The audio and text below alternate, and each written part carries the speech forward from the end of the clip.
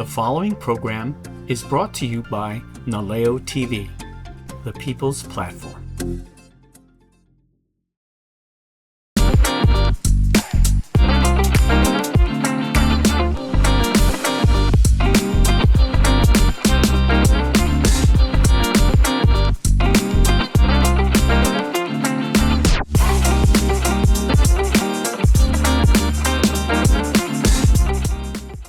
The 19th Annual Avocado Festival at Hale Halawai in Kailua-Kona was a celebration of Hawaii's favorite superfruit.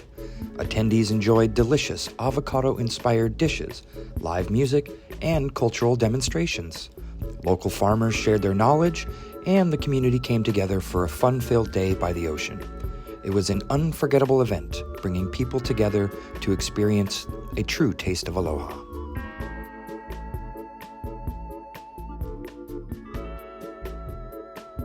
This yearly event brought together an incredible variety of vendors, showcasing the best of Hawaii's local flavors, arts, and sustainable living. It was a zero-waste event. Guests explored farm-fresh avocados, homemade guacamole, and creative avocado-inspired treats, from smoothies to decadent desserts. Artisans displayed handcrafted jewelry, local artworks, and eco-friendly products, while wellness experts shared insights on natural health and sustainable farming. Whether sampling island-grown produce, finding unique handmade gifts, or learning from passionate local businesses, visitors experienced the true heart of Hawaii's community and culture, all in celebration of the beloved avocado. My name's Brian Liebens, and I grow avocados here in Kona and mangoes as well. I have 25 varieties, and my farm is basically a research program to find, in my case, really good varieties that would be suitable for restaurants.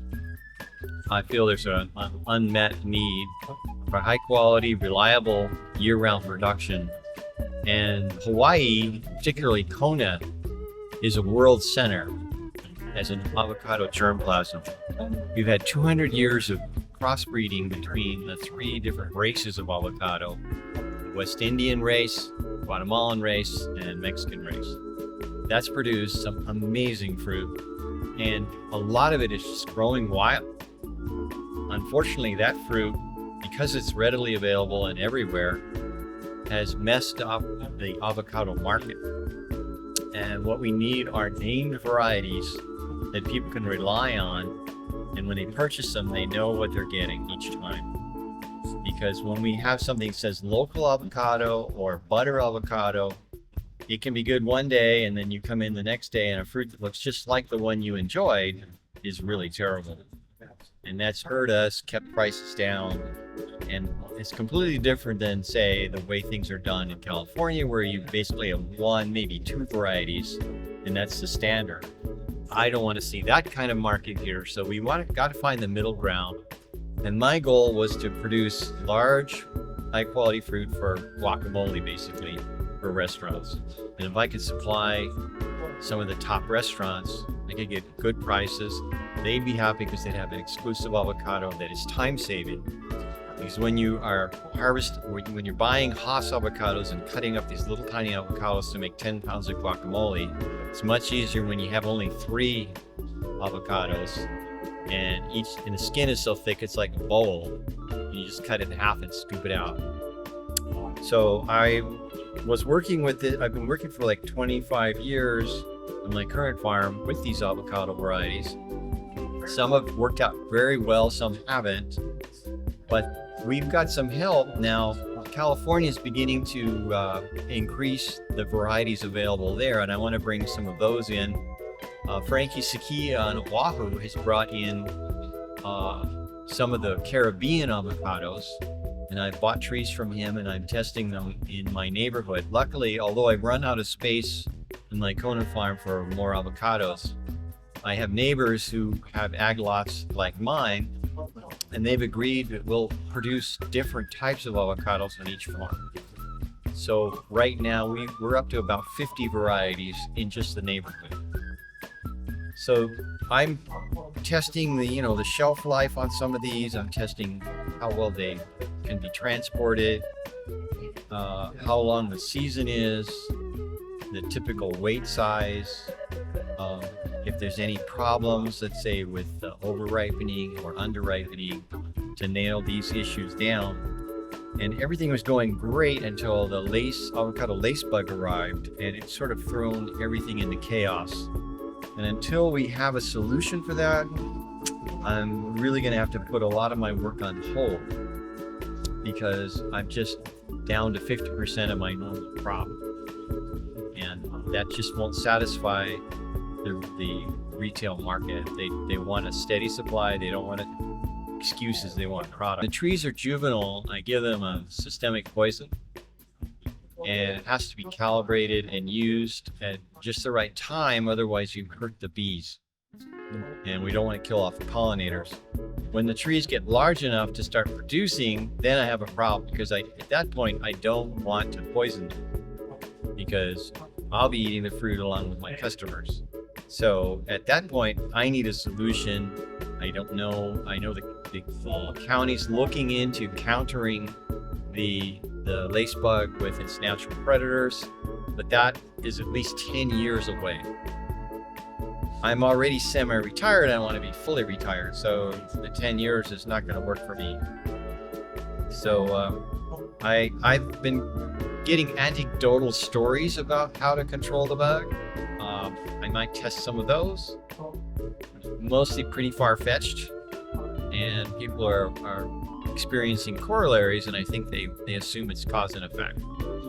So I noticed that my trees react differently year to year. Some will fruit every other year, some are fruiting every year, but less fruit, and some have just stopped fruiting completely. So how long does it take for an avocado tree to start fruiting?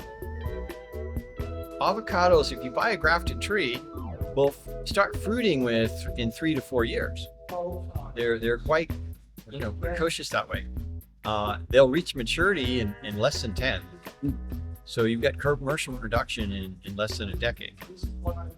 They do need irrigation, and they have certain needs and wants. They need good drainage. They like regular feeding.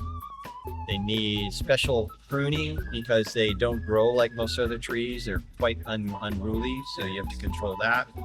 And you want to keep the size down. That's something that I didn't do early on, because I came here from Southern California. Avocados were a lot slower growing, and I thought big tree, more fruit, big tree, more headaches.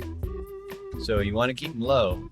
In Japan, we have a member of the Hawaii Tropical Fruit Growers who lives there, and he grows avocado in Hokkaido, which is the far north, in a greenhouse with geothermal, and he bonsais all the trees. They're only 4 foot high and like 12 feet wide. And he produces perfect fruit on each branch. He hand pollinate or hand picks the tiny fruit till he has just what he wants. And then he makes sure there's no damage or there's even light until the fruit's perfect, and then he gets top dollar for it. Does the same thing with his mangoes, and his mangoes retail for like $90 a fruit. I've been fascinated in my travels at how many countries do not grow avocados. It's not very common in India.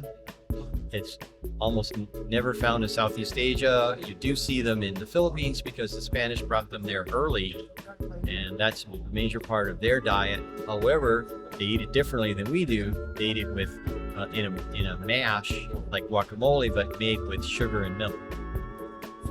So there's a lot to avocados, especially in preparation. Here at the event, they've got avocado smoothies. My mother makes avocado pie. I have a friend that makes avocado chocolate pudding, which is excellent. And of course, the health benefits are now finally firmly established, and people know about them. And it's an excellent source of fat and oil. So that's one of the good fats that I eat. Try and have some avocado every day. What inspired you to become an avocado farmer? I grew up with avocados. It was like my baby food. And that was a time when people would buy avocados and throw them away because they'd bite into a green one, not knowing really what it was. And they were sold as alligator pears. So it took a long time to educate the public. And it's really ironic. It was, oh God, I can't remember the gal that had a TV series called Policewoman, but they hired her to promote avocados nationally. And they had a billboard, showed her in a skimpy outfit, lying on her back. She's holding up an avocado and she says, "Would this body lie to you?" and that actually did more for avocado sales than all the other promotion buying. Is it Amy Dickinson? No, Angie Dickinson. That's the name. What's one thing people don't know about growing avocados? One thing about avocados that's really important is you don't want to let the roots be exposed.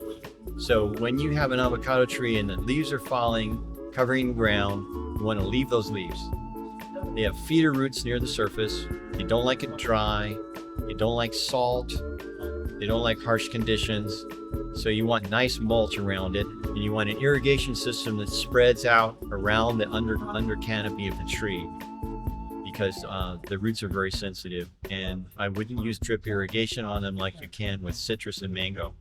We're here because our friend Randy's here, told us about the festival, and we came and talked. They were doing how to transplant and graft avocados, and we got a vanilla plant to grow some vanillas, and got all the information we needed. And we met a lot of the local community here. There was old Ben blowing glass pipes, super beautiful down here, man. And a huge avocado. Huge avocados, 3, 4, 5, I don't know. How big would you say it is?